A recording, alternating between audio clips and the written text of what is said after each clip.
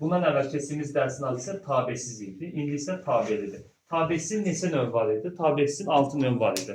Zaman, ardıcıllıq, səbəb nəticə, qarşılaşdırma, aydınlaşdırma və bölüşdürmə. 6 dənə tabesiz mürəkkəb cümləmiz var idi. Tabelidə isə adları çox asan və çox primitivdir. Misal üçün belə deyək. Cümlə üzvlərimiz neçələrdir? Neçə dənə cümlə üzvlərimiz var uşaqlar?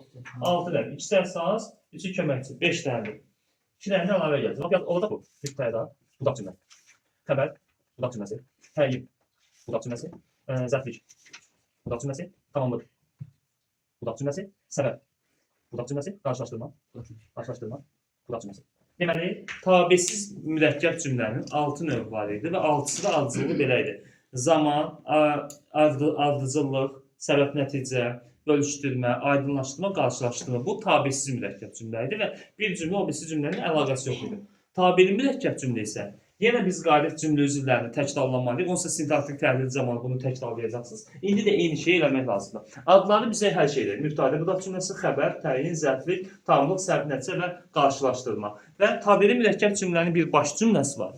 Bir də budaq cümləsi var. Baş cümləni bildirmək üçün bizə belə bir şey lazımdır. Və bunun adı başdır. Başa oxşayan isə yumru bir şeysə. Bu budaqdır. Baş cümlə, budaq cümlə.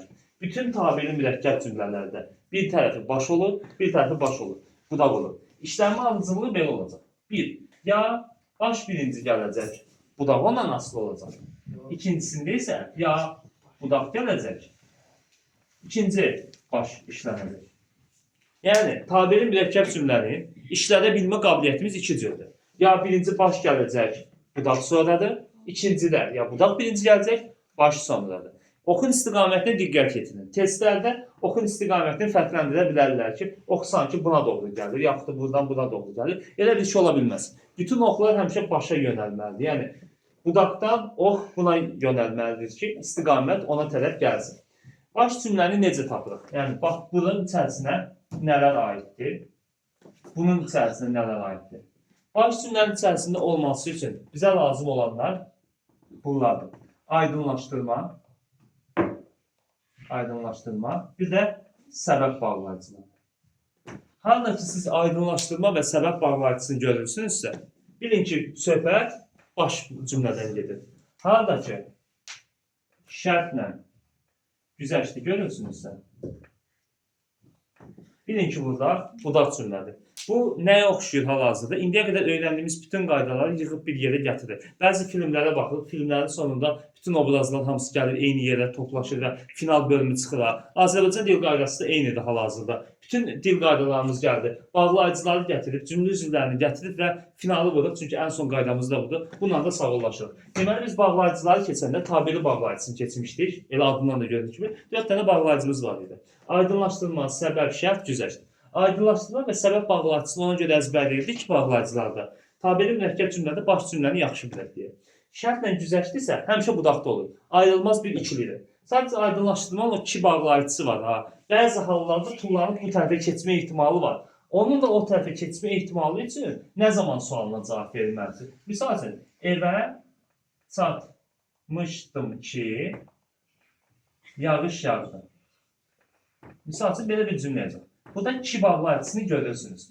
Qanunən ki bağlayıcısı aydınlaşdırma bağlayıcısıdır. Birinci baş gəlməlidir, ikinci budaq gəlməlidir. Amma belə bir şey baş vermirdi. Çünki buradakı kiyə nə zaman sual verir? Nə zaman yağış yağdı? Evə çatmışdım ki. Nə zaman sualın verdiyi üçün. Demək ki, bizə gələn birinci cümləmiz budaq, ikinci cümləmiz isə baş cümlədir. Yəni, sual verdiyin hissə, qayda budur. Sual verəcəksən budağa, cavab alacaqsan başda.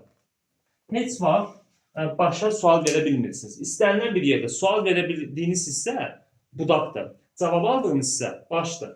Və bunu bu formada yadınızda saxlayın. İndi önəmli məsələlərdən birini həll elədik sizdən. Bildiniz ki, aydınlaşdırma bağlayıcıları harada olur uşaqlar? Aydınlaşdırma ilə səbəb harada olur?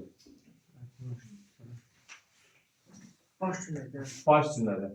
Şərtlə güzəşt hasıl olur. Budaq cümlədə. Bunu yadınızda saxlamaq üçün. Bu başdır və başı keçmişdən eynirlər, eydam edirlər və asıldılar. Düzdürmü? As sözü ilə yadınızda saxlayın. A, S, aydınlaşdırma və səbəb. Razılaşdıq. Belə də yadınızda kodlaşdıra bilərsiniz ki, AC, aydınlaşdırma və səbəb halda olur baş cümlələr içərisində. İndi ikinci məsələ.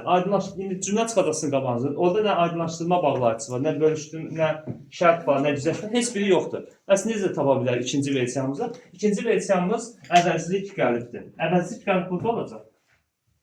Əvəzlik qəlib. Bağlayıcı söz burada olacaq. Bağlayıcı söz. İndi birinci versiyanı öyrəndiniz. İki dənə versiyası var onsuz da. Birinci versiyanı dedim, çox asan bir versiyaydı. Aydınlaşdırma və səbəb bağlayıcısı başdaydı. Budaqda isə şərtlə güzəştiydi. Unutmayın. Bu birinci versiyadır. Bu asan versiyasıdır. Testə düşsə şükür edin ki, asan bir versiya çıxır. Bu versiya isə ona nisbətən bir az çətindir və bu sonuncu versiyasıdır. Olma ehtimalları. Əvəzlik qəlib nə olan şeydir? Əvəzlik qəliblər elə əvəzlikdir. Ancaq əvəzlik qəlib eləyən qarşısındakı olan bağlayıcı sözdür. Bağlayıcı sözlərdə sual vermə missiyasını itirmiş sual əvəzliklərdir. Misal üçün, atalar sözümüzdə belə bir atalar sözümüz var. Nə tökərsən aşına, nə tökərsən aşına, o da çıxar qaşığına. Amma aşına nə tökərsənsə, o da qaşığına çıxacaq da. Aydındır? Nə tökərsən aşına, o da çıxar qaşığına. Buradakı nə? Sual əvəzliyidir, düzdürmü? Zaman. Amma sual verilən missiyasını neyinibdir? İtiribdir. Çünki cümlənin sonunda sual işarəsi qoymur. Əgər sual əvəzliyi, sual verilən missiyasını itirirsə, olacaq bağlayıcı söz. Və bağlayıcı söz, bu bağlayıcı sözdür. Və bağlayıcı söz olan cümlədə budaq birinci gəlir, ikinci tərəf baş cümlə olur. Bu bağlayıcı sözün qarşısında çıxartdığım bu əvəzlik var, ha, o. O əvəzlik qəlib adlanacaq. Əvəzlik qəlib həmişə baş cümlədə olur, həmişə istisnasız. Bağlayıcı söz isə budaq cümlədə olur, istisnasız. Qayda budur. Başqa bir nümunə var. Kim istəyirsə, o tədbirə gəlsin. Tədbirə gəlsin. Burada kim istəyirsə cümləsi, kim nədir? Sual əvəzliyi. Bağlayıcı söz. Çünki verimi missiyasını itirdə sual verə bilmir. O da çıxıb qabağına bağlayıcı söz. Birinci nə gələcək? Budaq. İkinci nə gələcək? Baş. Bu bizim öyrənəcəyimiz ikinci mövzudur. Üçüncü nə deyilən və yekunlaşdıraq. 3 dənə qayda öyrənməlisiniz. İkisini dedim, üçüncü nə deyək və yekunlaşdıraq, tələsməyin. Önəmli qaydalar var. Üçüncü qayda da budur. Harada ki sağını gördünüzsə, ya da ki sağsa üstə gələk ifadəni gördünüzsə, %100 gələn cümlə budaq birincidir. Bitdi. Bax, bu üçünü yadınızda saxlayın. Tabiri mürəkkəb cümlə qədər asan tapşırıqlar çıxmayacaq qabağınıza. Bunlar əgər yadınızda qalsın. Biri necə oldu? Təkrarlayaq. Birdə vəziyyət necə idi? 1. Bağlayıcılarla. Aydınlaşdırma səbəbi haradaydı? Başda. Sonrası isə buradaydı. Şərt güzəş burada. Bu bizim öyrənəcəyimiz birinci qaydamız. İkinci. Əvəzlik qalib, bağlayıcı söz. Bağlayıcı söz nə idi? Sual verilən missiyasını itirmiş sual əvəzlikləri idi. Bu da idi. Üçüncü qayda necə idi? Sansə və sansə üstə gələk dadə. Harada gördüksə, budaq birinci gəlir, baş ikinci gəlir. Qayda bitdi. Budur. Aydındır. Məntiqinizi işlədib də tapa bilərsiniz bundan sonra.